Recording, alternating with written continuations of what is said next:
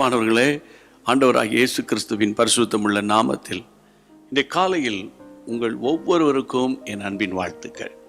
தேவன் நல்லவர். அதிகாலையில் தேவ சமூகத்தில் காத்திருப்பதும் அவரிடத்திலிருந்து வார்த்தைகளை பெற்றுக்கொள்வதும் தேவன் நமக்கு கொடுத்த பெரிய பாக்கியம். கர்த்தருக்கு மகிமை உண்டாவதாக. கர்த்தருடைய பிள்ளைகளே, அனுதினமும் ஆவியானவரோடு என்ற இந்த ஒரு ஷார்ட் மெசேஜ் உங்களுக்கு பிரயோஜனமாக இருக்கிறது என்பதை உங்களிடத்திலிருந்து வருகிற எல்லா கமெண்ட்ஸுக்காக கர்த்தருக்கு ஸ்தோத்திரம். தேவன் நல்லவர்.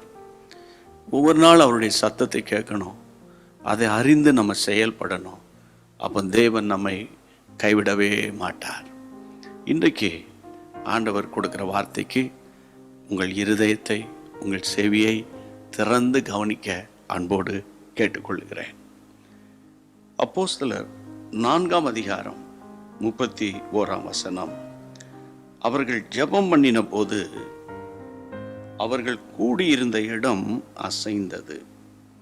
அவர்கள் எல்லாரும் பரிசுத்த ஆவியினாலே நிரப்பப்பட்டு தேவ வசனத்தை தைரியமாய் சொன்னார்கள். அவர்கள் ஜெபம் பண்ணின போது அவர்கள் கூடியிருந்த இடம் அசைந்தது.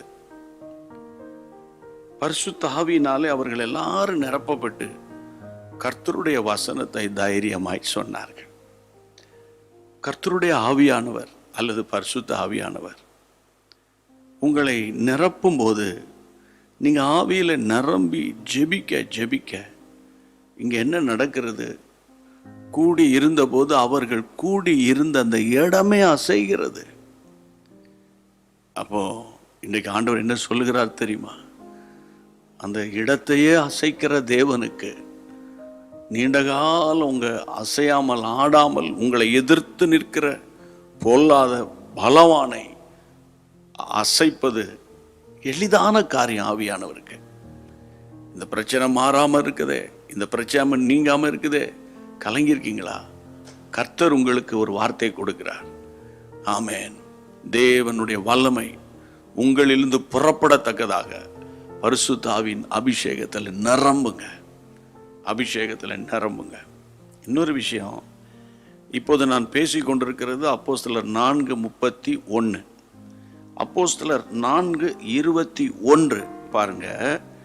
நடந்த சங்கதிகளை குறித்து எல்லாரும் தேவனை மகிமைப்படுத்தினபடியால் ஜனங்களுக்கு பயந்து அவர்களை தண்டிக்க வகையொன்றும் காணாமல் அவர்களை பயமுறுத்தி விட்டுட்டாங்க. இந்த ஜெபிக்கிற குரூப்பை பயமுறுத்துறாங்க. 21 தான் பயமுறுத்துறாங்க, 31 ஆவியில் நிரம்புறாங்க. சாத்தா அவங்கள பயமுறுத்தி வச்சு ஜெபிக்க முடியாமல் சோர்ந்து படுக்க வச்சுட்டானா, மறுபடியும் எழும்புங்க. புது பலனை கர்த்தர் உங்களுக்கு தருவாராக. புதிய நம்பிக்கையை கர்த்தர் உங்களுக்கு தருவாராக.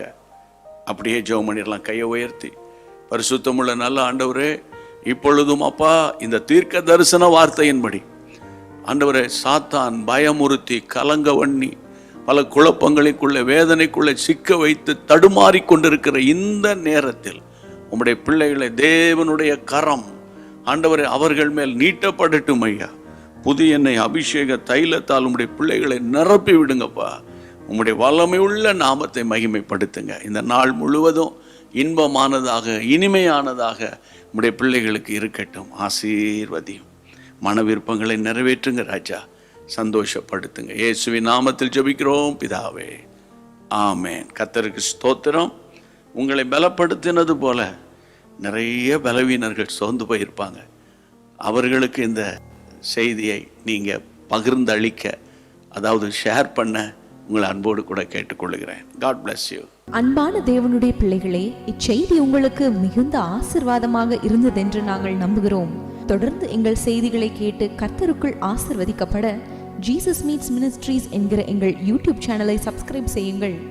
மேலும் உங்கள் ஜெப உதவிக்கு எங்களோடு நீங்கள் தொடர்பு கொள்ள வேண்டிய தொலைபேசி எண் 9842252836 மற்றும் 7299546363.